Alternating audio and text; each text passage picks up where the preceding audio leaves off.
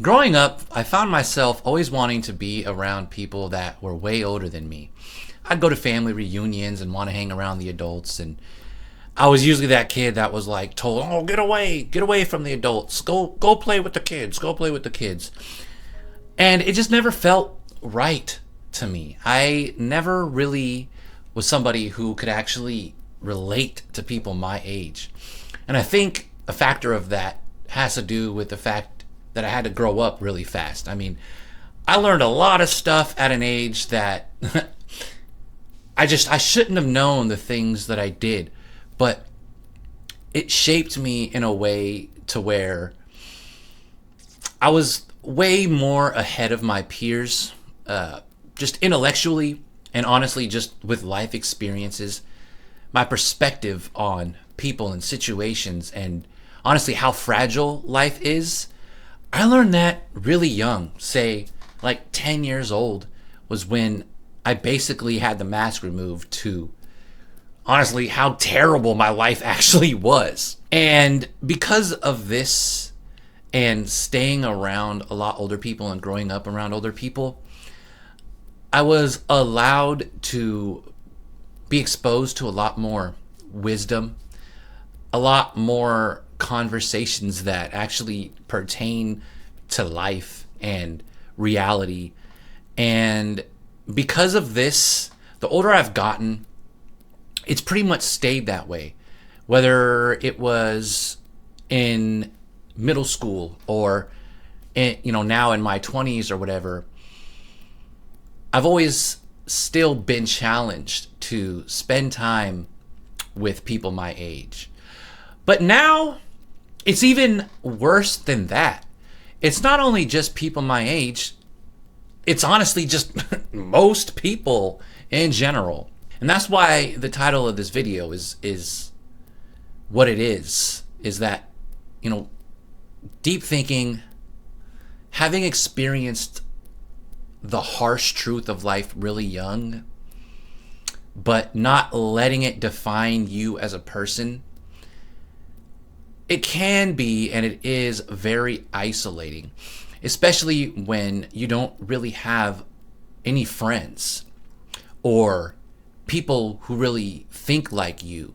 It sucks being this deep thinker, being somebody who has such a love for the truth, a love for philosophy, a love for honestly just like hypotheticals and just conversations that require some imagination. Not a lot of people have imagination or really care to think about the finer nuances of life. It is not a great feeling. Throughout my life, I have tried a lot of different things to try to find people that are somewhere in that realm of being able to have more conversations that are meaningful and satisfying, whether it was church or it was groups doing things that I related to, or even like starting my own Bible studies, or just trying out different things where I thought maybe, hey, I'm going to meet more people who are actually like me. Finally, I can have stimulating conversations that make me feel inspired, that make me feel like I'm not totally alone or honestly just crazy. Even then, these places, especially church, these places are very shallow.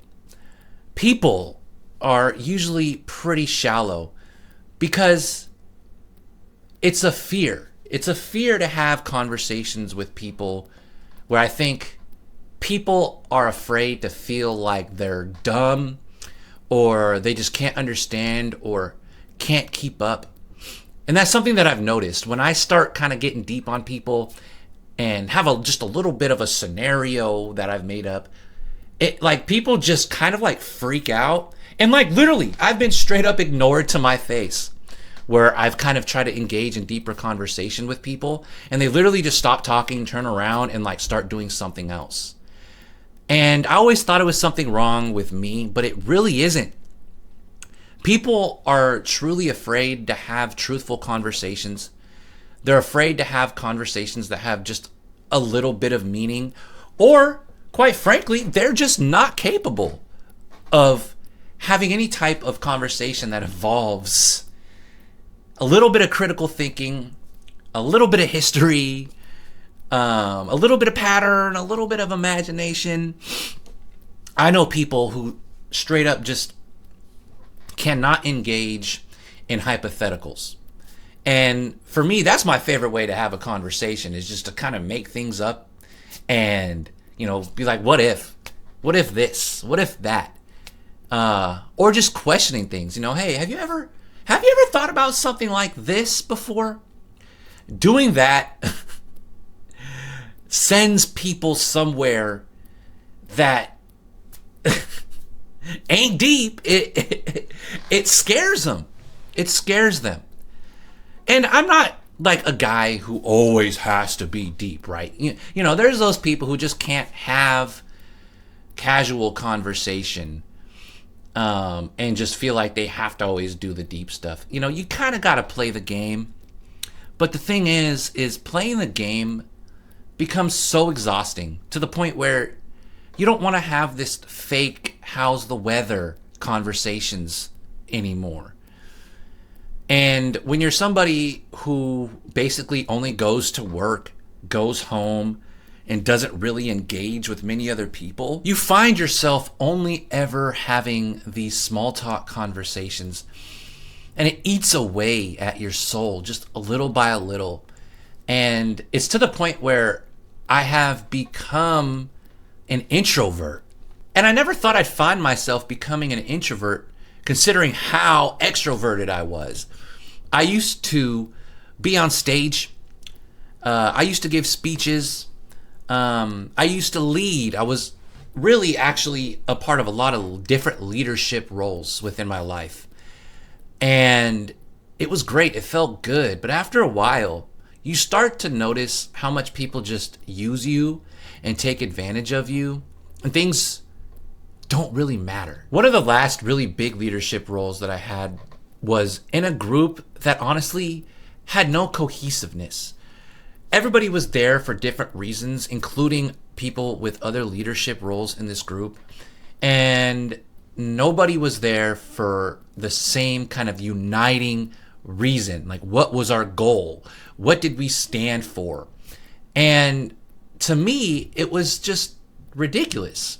And eventually, this group got nuked pretty bad. I dodged a bullet, thank God.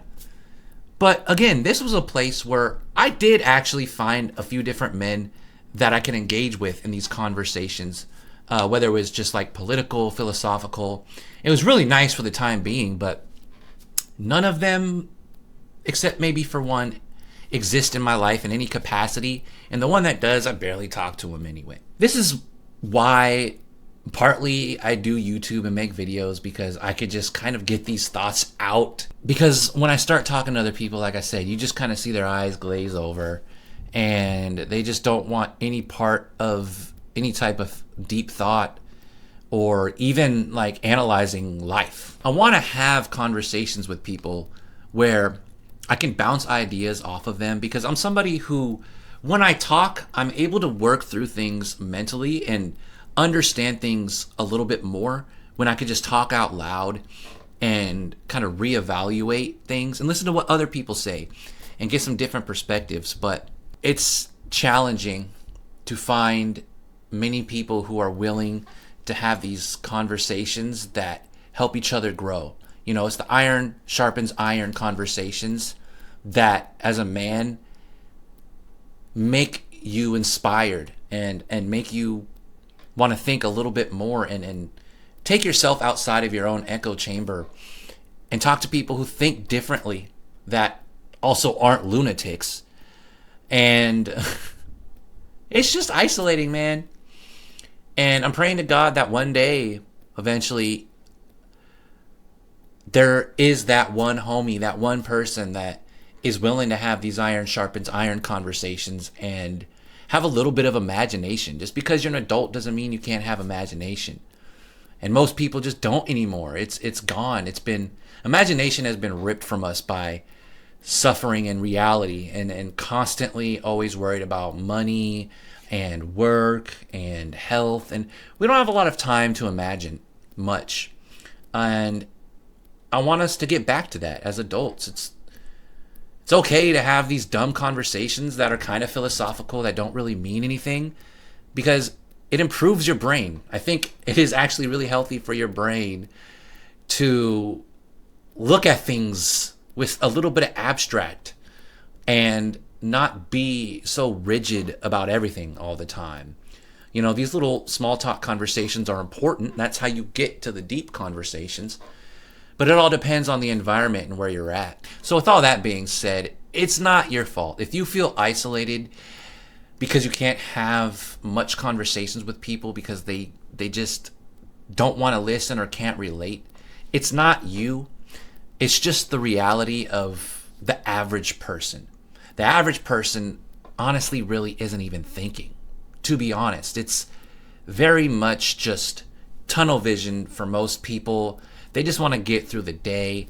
It's just very generic, and I can't do the generic stuff anymore. And I've become a very quiet person around people, and I've just isolated myself even more because it's eating away at my soul, having conversations really about nothing. I just come here and yap in front of the camera and hope maybe I can spark some conversations with some people. To all you deep thinkers out there, you're brave. Salutations to you. You have my support. We will be on top, and we will be the people at the end saying, "Told you so."